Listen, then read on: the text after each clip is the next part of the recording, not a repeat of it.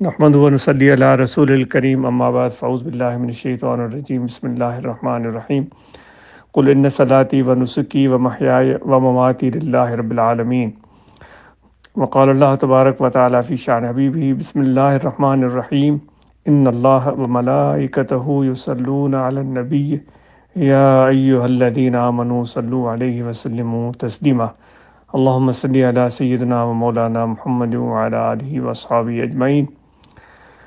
آپ سب احباب درگاہ لابا شریف پر عید نماز ادا کرنے والوں کو اور باقی سب دوستوں کو جو جہاں جہاں بستے ہیں ان سب کو دلی عید مبارک۔ آج بڑا ہی بابرکت دن ہے اور دعا ہے کہ اس دن کی برکتیں، رحمتیں اور سعادتیں ہم سب کو نصیب کرے۔ اس دن کو بہت اہم نسبت حاصل ہے حج کے ساتھ کہ ان دنوں میں حجاج اکرام مکہ مکرمہ پہنچ کر عرفہ، منا، مزدلفہ میں حاضری دے کر حج کے ارکان ادا کریں گے، پھر طواف زیارت کریں گے، قربانی کریں گے۔ دعا ہے کہ اللہ تبارک و تعالیٰ ان کا حج قبول فرمائے، اور دعا ہے کہ اللہ تبارک و تعالیٰ ہم سب کو بھی اس بابرکت دن کی رحمتوں سے نوازے۔ تو ہم اور آپ حضور علیہ الصلاۃ والسلام کی پیروی اور سنت میں اس دن قربانی کرتے ہیں، تو جن احباب پر قربانی واجب ہے وہ قربانی کریں، اور اس کے ساتھ ساتھ ہم ضرور یہ بھی دھیان رکھیں کہ ہم اس بابرکت دن اپنے خاندان کے ساتھ، اپنے والدین کے ساتھ، اپنے رشتہ داروں کے ساتھ، اپنے پڑوسیوں کے ساتھ، سب احباب کے ساتھ، سب لوگوں کے ساتھ کھلے دل کے ساتھ محبت اور پیار سے ملیں اور اپنے دل سے کدورتیں، کثافتیں اور ناراضگیاں ختم کر دیں۔ بے شک اللہ تبارک و تعالیٰ ان انسانوں کو پسند کرتا ہے جو اپنے دل سے کدورتیں دور کر دیتے ہیں، بوجھ ختم کر دیتے ہیں اور اپنے دل کو مزکہ اور مصفہ بنا دیتے ہیں۔ ہم اور آپ تو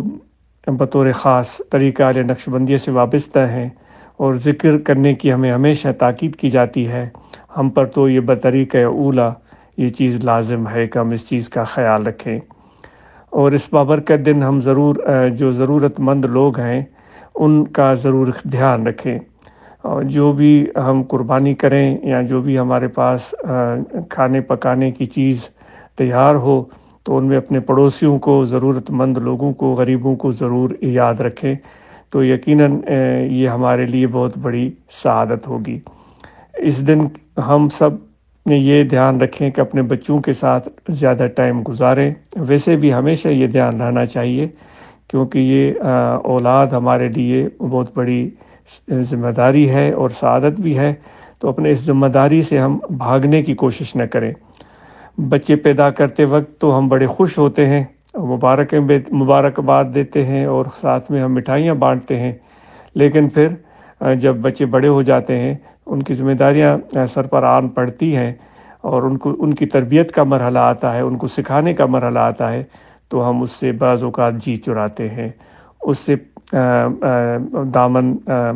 بچانے کی کوشش کرتے ہیں، تو یہ بالکل ہمیں زیب نہیں دیتا۔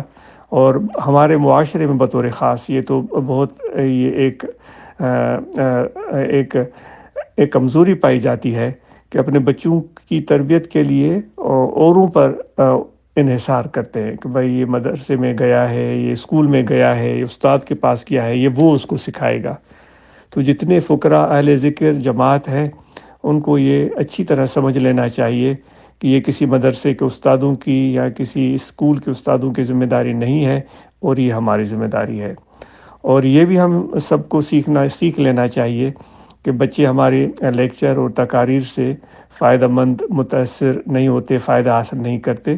وہ ہمارے اپنے عمل سے سیکھتے ہیں۔ اگر آج ہم اپنے والدین کا احترام کر رہے ہیں، ان کا خیال رکھ رہے ہیں، ان کا دھیان کر رہے ہیں، تو یہ بچے پھر کل ہمارا بھی دھیان رکھیں گے۔ اگر ہم مہمانوں کا کھلے دل سے استقبال کرتے ہیں، ان کی خدمت کرتے ہیں اور ان کے جانے کے بعد بھی ان کو اچھے کلمات سے یاد کرتے ہیں، اچھے نام سے یاد کرتے ہیں، تو پھر یہ ہمارے بچے بھی کل مہمانوں کا اسی طرح اچھی طرح استقبال کریں گے اور ان کے لیے اچھے کلمات کہیں گے۔ اگر ہم پڑوسیوں کے ساتھ اچھا سلوک کرتے ہیں، ان کا خیال رکھتے ہیں، ان کی شادی غمی میں شامل ہوتے ہیں، تو پھر یہ کل ہمارے بچے بھی ہمیں دیکھ کر وہ بھی پڑوسیوں کا خیال رکھیں گے۔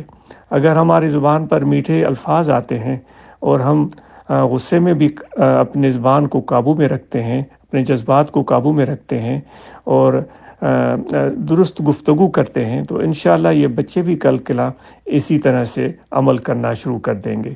یہ ہو نہیں سکتا کہ ہم کہیں کہ ہم تو بچپن میں جوانی میں جو چاہے وہ کرتے رہیں، اور ہمارے بچے ہمیں دیکھتے رہیں اور پھر ہم سارا بوجھ بچوں پر ڈالیں کہ ان کو ٹھیک ہونے کی ضرورت ہے۔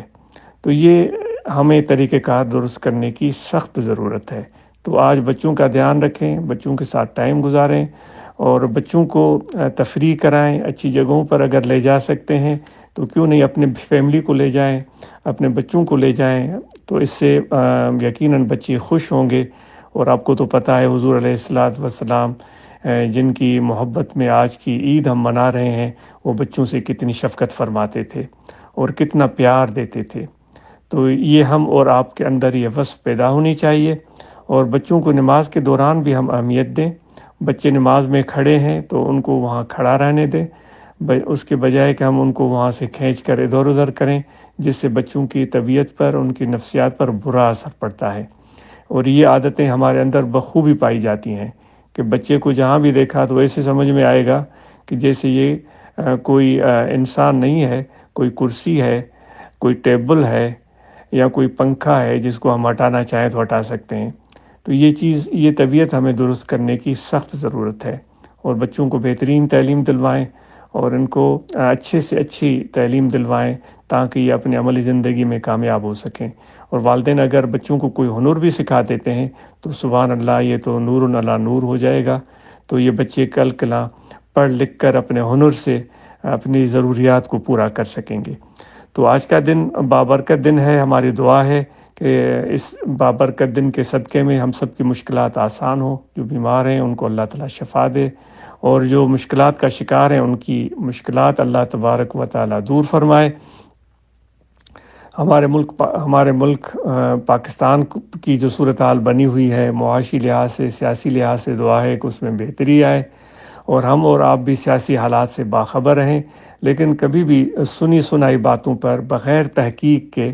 ہم یقین کرنے کے لیے بالکل بھی تیار نہ ہوں۔ ہم اپنے دماغ کو استعمال کریں، اپنے سوچ کو استعمال کریں، اور صرف دل لگی کے لیے، ہم گپ شپ کرنے کے لیے اور اپنے بڑے بول سنانے کے لیے سیاست کو ہم اپنے اپنے طبعی میلان کا میدان بنا دیتے ہیں۔ تو اس کے بجائے ہم حقائق کو سمجھیں، اپنے چیلنجز کو سمجھیں، اور اپنے جو بھی الیکشن کا دور آتا ہے تو ضرور اپنا ووٹ استعمال کریں، اور درست طریقے سے ووٹ استعمال کریں، اور سوچ سمجھ کر کے ووٹ استعمال کریں۔ صرف نفرت، غصہ یا کسی کو کمتر دکھانے کے لیے نہیں، اپنے فائدے کو دیکھیں، اپنے بچوں کے فائدے کو دیکھیں، اپنے قوم کے فائدے کو، ملک و ملت کے، صوبے کے اور پاکستان کے فائدوں کو دیکھیں، اس کو مد نظر رکھ کر آپ ووٹ استعمال کریں، تو یقیناً اس سے ہمارے ملک میں بہتری آئے گی۔ باقی اس دن کی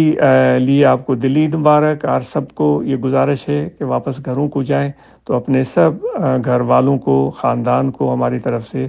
دلی عید مبارک پیش کریں۔ دعا ہے کہ ایسی عیدیں اللہ تعالیٰ زندگی میں بار بار آپ کو نصیب کرے، اور دعا ہے عالم اسلام کے لیے کہ اللہ تعالیٰ ان کے اندر وہ جذبہ پیدا کرے کہ وہ علم سے محبت کریں، تحقیق سے، سائنس سے اور سائنسی تحقیقات کے اندر آگے بڑھیں، اور ان چیزوں میں ہمارے اندر بڑی کمی پائی جاتی ہے۔ دعا ہے کہ عالم اسلام اس ذمہ داری کو پورا کرنے کے لیے سعی شروع کر دے، اور ہماری دعا ہے کہ پوری دنیا پر اللہ تعالیٰ اپنے رحم کی نظر فرما دے، سب انسانوں پر رحم کی نظر فرما دے، سب جہانوں پر رحم کی نظر فرما دے، سب کی مشکلات دور فرما دے۔ تو یہ گرمی کا موسم ہے، تو یہ گھومتے پھرتے ہوئے ضرور دھیان رکھیے گا کہ گرم موسم میں اپنے آپ کو تکلیف میں مت ڈالیے گا، بچوں کو تکلیف میں مت ڈالیے گا۔ ایسا نہ ہو کہ کوئی گرمی کی وجہ سے تکلیف پہنچے، طبیعت خراب ہو جائے، اور گوشت کا مقدار بھی حد کے اندر استعمال کریں۔ ایسا نہ ہو کہ غیر ضروری طور پر گوشت کھاتے کھاتے ہم بیمار ہی نہ ہو جائیں،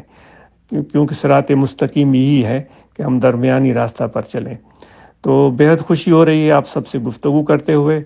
آپ بھی مجھے وہ اپنی دعاؤں میں یاد رکھیے گا، اور اپنے یہ عاجز بھی آپ کو اپنی دعاؤں میں یاد رکھے گا۔ آپ سب احباب کو، سب بزرگوں کو، سب نوجوانوں کو، سب خواتین اور بچیوں اور بچوں کو،